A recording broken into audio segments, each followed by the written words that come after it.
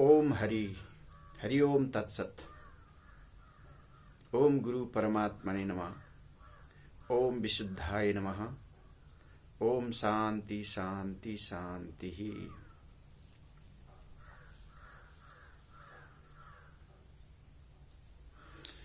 अक्षरम परम ब्रह्म ज्योति रूपम सनातनम।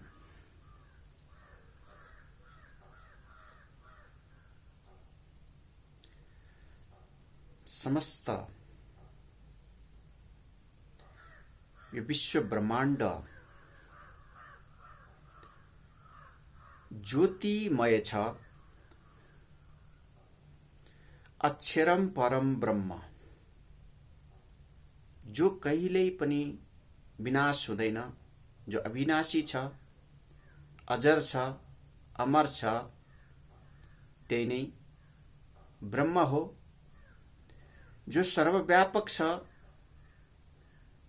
जो विशाल छ, जसको कुनै आदि र अन्त छैन, त्यही नै ब्रह्म हो।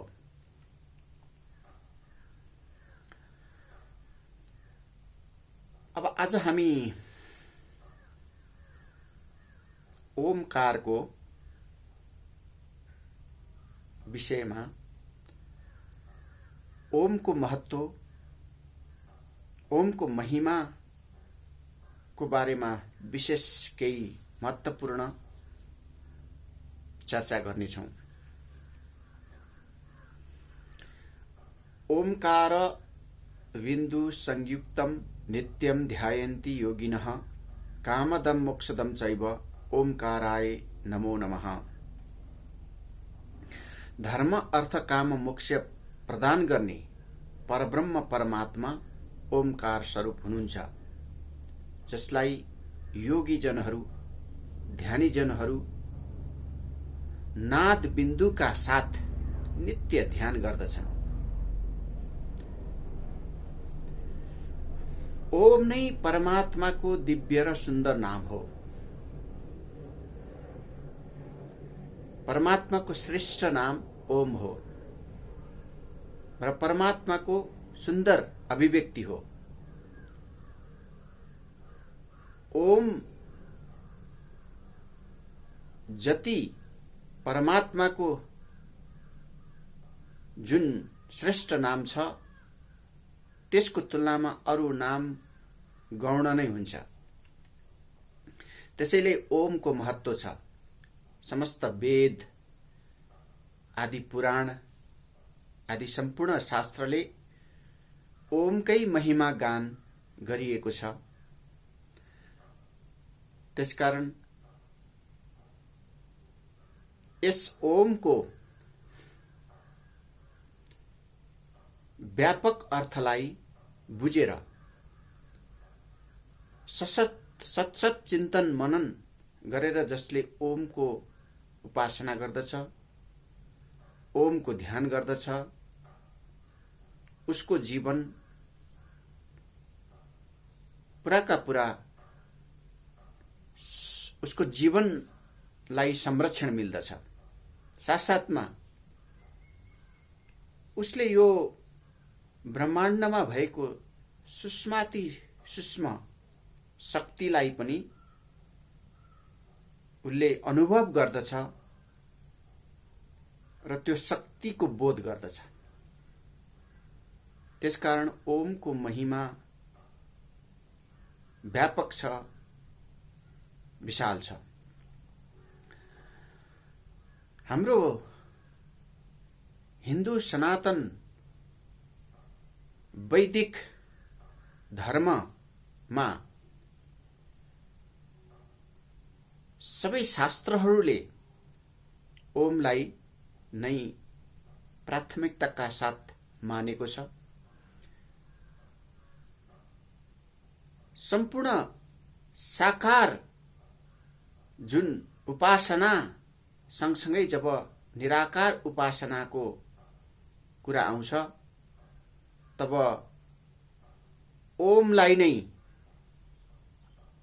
अन्तिम रूपबाट ओम नै एक मात्र परब्रह्म परमात्माको रूपमा ध्यान र चिन्तन गरिन्छ।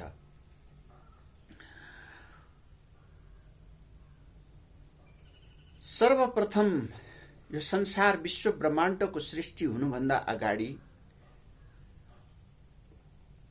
एकमात्र निराकार ब्रह्म जुन स्थिर अवस्थामा रहेको थियो, ब्रह्मको त्यस स्थिर अवस्थामा ब्रह्मका सबै कलाहरू समेटिएर रहेको थियो र साथै सतो रजो तम प्रकृतिका 3 गुणहरू पनि सम अवस्थामा ब्रह्ममा नै विलीन भएर रहेको थियो। जब सृष्टि सृजनको समय शुभारम्भ हुन्छ तब सृष्टि निर्माणको क्रममा सम अवस्थामा रहेको ब्रह्मका 3 गुणहरू प्रस्फुटन हुन खोज्दछन्।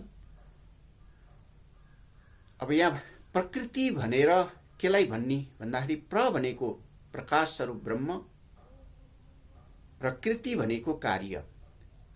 सृष्टि निर्माण अर्थात् प्रकृति भन्नाको मतलब ब्रह्मको सृष्टि कार्य भन्ने हामीले बुझ्नु पर्दछ।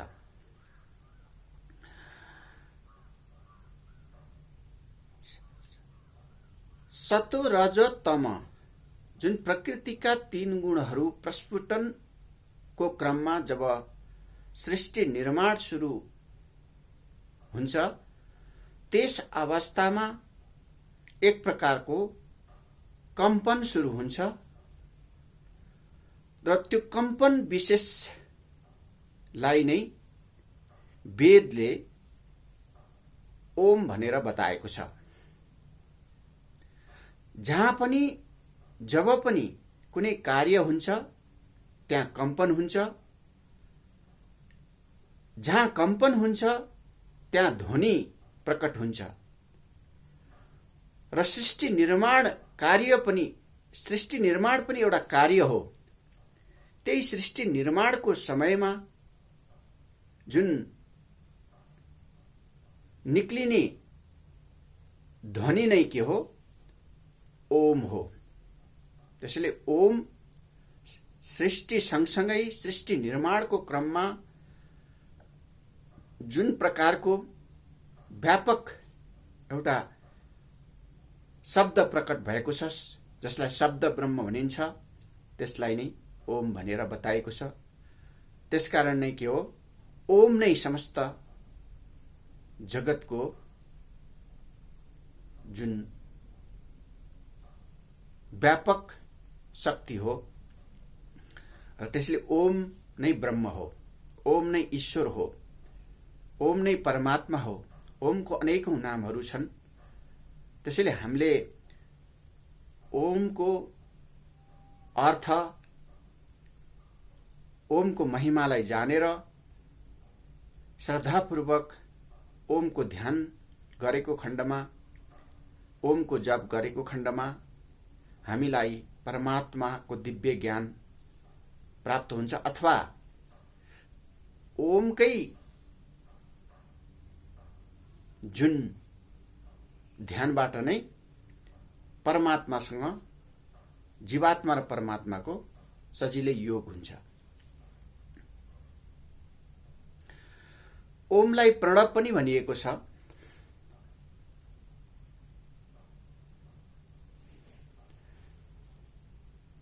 प्रणवको मतलब हो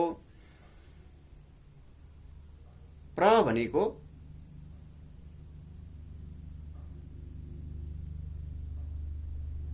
प्रकाश स्वरूप ब्रह्म,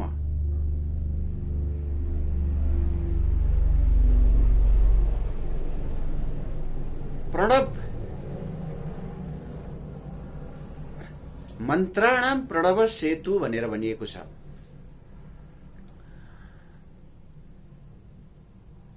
प्रणव यस्तो प्रकारको सेतु हो जसले जसलाई जान्नाले अथवा जसको ध्यान गर्नाले जीवात्मा सजिलैसँग परमात्मामा एकाकार बन्न सक्दछ अथवा उसको परमात्मासँग योग बन्दछ, योगलाई उसले प्राप्त गर्न सक्दछ। त्यसैले प्रणव एक प्रकारको अन्तर आवाज हो, ध्वनि हो, जुन मन्त्र द्रष्टा योगीहरू अथवा योगीराजहरू यसको महिमा र महत्त्वलाई जान्दछन् र निरन्तर त्यो प्रणव अथवा अनाहत नाद ध्वनिको ध्यान गर्दछन्। घण्टाबाट ठूलो घण्टाबाट निक्लिने जुन आवाज तरङ्ग छ, अर्थात् कुनै तेलको धारा, निरन्तर बगिरहने तेलको धारा जस्तै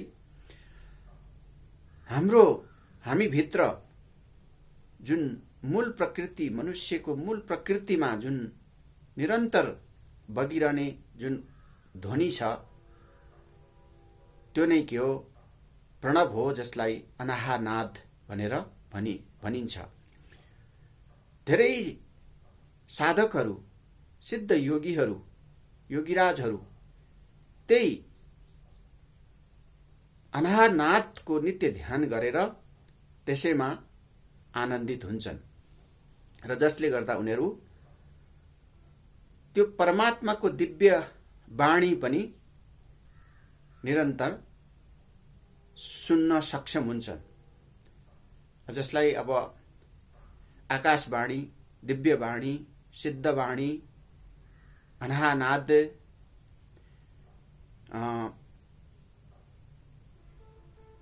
महामाया, त्रिपुरा सुन्दरी, उमा आदि विभिन्न नामले चाहिँ नि पुकारिन्छ। यो शास्त्रीय नामहरू हो। यसरी ओम नै प्रणवको रूपमा चाहिँ नि हामीले सुन्न सक्छौं यदि साधनाको गहिराईमा यदि हामी जान सक्यौं भने। ओमको त्यस प्रकारको महिमा रहेको छ। अब ओम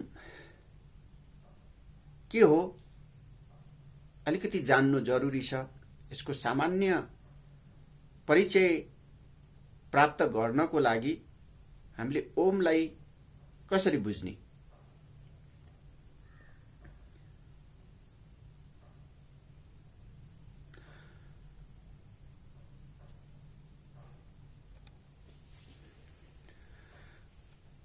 सम्पूर्ण यो सृष्टि जुन छ,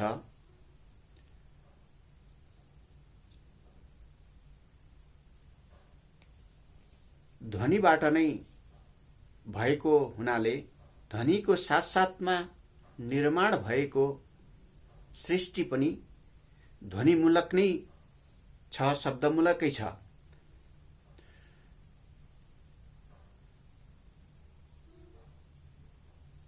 ब्रह्माण्ड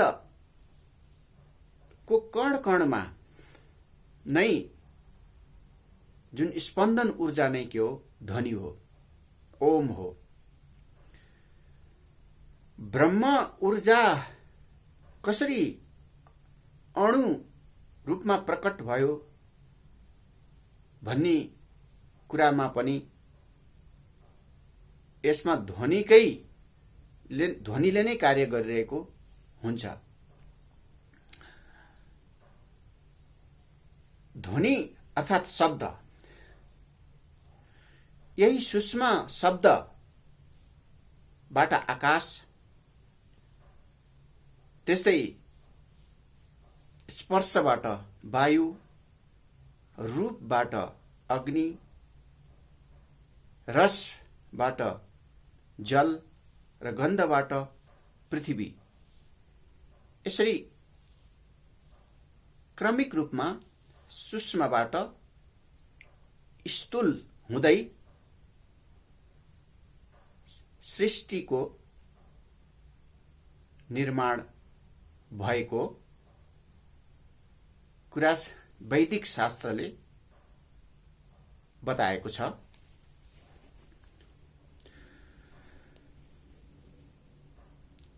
हाम्रो वैदिक विज्ञानले सम्पूर्ण सृष्टिको उत्पत्तिको मूल कारण नै शब्द अथवा ध्वनिबाट भएको भन्ने कुरा बताएको छ।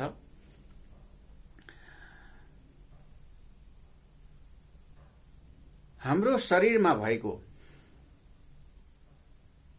मुटुको धड्कन, हाम्रो शरीरमा निरन्तर चलिरहने मुटु र नाडीको टिकटिक जुन छ, त्यसले पनि नित्य निरन्तर ओमकै ध्वनि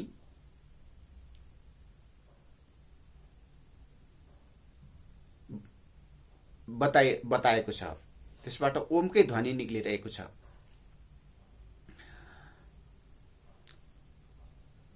हामीले बोलिने जुन बाणी छ, जसलाई बैखरी बाणी भनिन्छ, त्यो बोलिने बैखरी बाणीमा पनि ध्वनिकै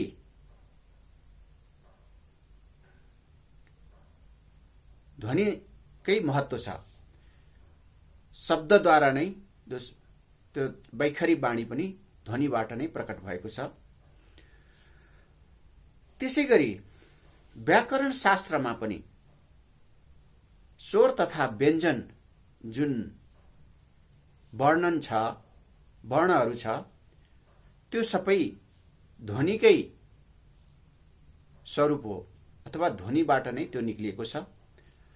सम्पूर्ण भाषा विज्ञान नै ध्वनिबाट प्रकट भएको कुरा शास्त्रमा हामीले स्पष्ट जान्न सक्छौं। त्यसकारण सबै समस्त जगत नै ध्वनिमय छ। पिण्डदेखि ब्रह्माण्डसम्मै जुन स्पन्दन छ, जुन ऊर्जा छ, त्यो सबै ध्वनि नै हो, ध्वनिकै शक्ति हो। त्यसैलाई नै के भनिन्छ? ओम भनिन्छ। मनुष्यको शरीरमा प्रत्येक अङ्गको जुन स्पन्दन छ, त्यसले पनि ध्वनि नै त्यसबाट पनि ध्वनि नै निक्लिरहेको हुन्छ अथवा ओम नै हो त्यो। यसरी ओमको महिमा यसरी हामीले चाहिँ बुझ्न सक्छौं। ब्रह्माण्डको कण कणमा, पिण्डदेखि ब्रह्माण्डसम्म सबै कण कणमा जुन निरन्तर रूपबाट निक्लिने जुन स्पन्दन छ, जुन ऊर्जा छ, त्यो ध्वनिमय छ र त्यसैलाई शास्त्रमा विभिन्न प्रकारको नामले पुकारिएको छ। त त्यो ध्वनिमय शास्त्र नै ध्वनिमय जुन लाई नै ओम भनिन्छ अथवा त्यसलाई नै शब्द ब्रह्म भनिन्छ। अब शास्त्रीयमा यसको अनेकौं पर्यायवाची शब्दहरू छन्, जस्तै अक्षर ब्रह्म, नाद ब्रह्म, नाद बिन्दु, त्यसैगरी स्वयम्भुलिङ्ग,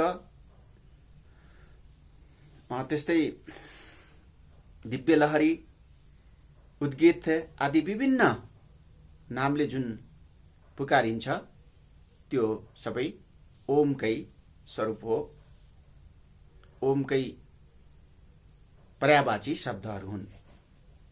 यसरी ओमकार विज्ञानको जुन व्यापक महिमा र विशरत रहेको छ,